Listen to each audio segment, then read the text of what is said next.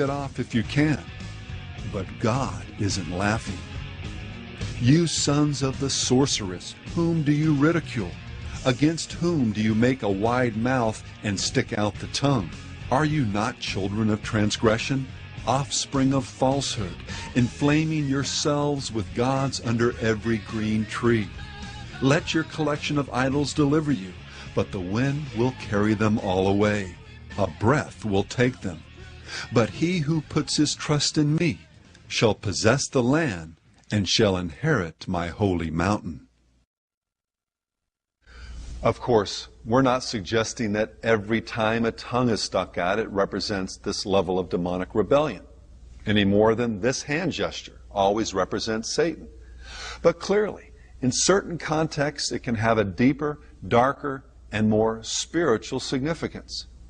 And given the rock and roll industry's occult foundations and its blind embrace of chaos and rebellion, one would have to be either incredibly naive or willfully blind not to admit that something very strange is going on here. Like it or not, where buzzards flock, there's dead meat, and you can be sure that where the icons, signs, and symbols of evil gather, that real evil is not too far away.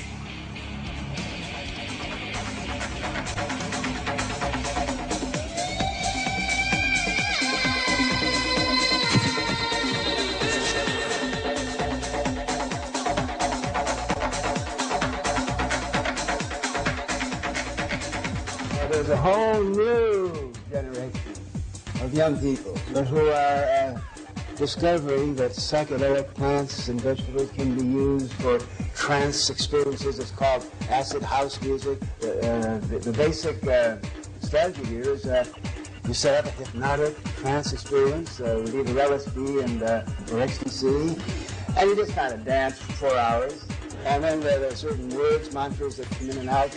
And it's amazing how another generation intuitively, instinctively developed the group shamanic experience, and it's becoming very, very popular in Europe and this country. Nowhere is the occult world more powerfully realized in contemporary music than in the confluence of DJs, hypnotic rhythms, strobing lights, covert all-night parties, drug usage, and New Age ideologies that define much of the rave subculture. I mean, the hippies talked about it for ages. Dawning of the age of Aquarius. It's here. It's coming. 2 years now. It's here. You know? Listen and be reborn. What began as an underground phenomenon, often relegated to exotic locales in India and the Mediterranean, has become mainstream, with events drawing thousands of people in cities around the world. But as we've seen throughout this series, there's a lot more going on than just music and people having a good time. Both the musicians and the audience understand that there's a profound spiritual vibe going on as well.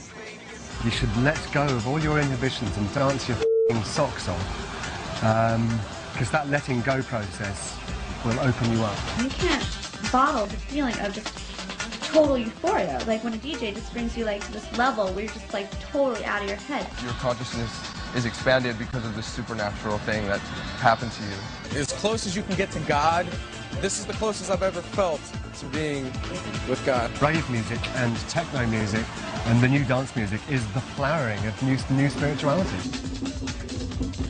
This new spirituality is in fact quite old. The cultivation of altered states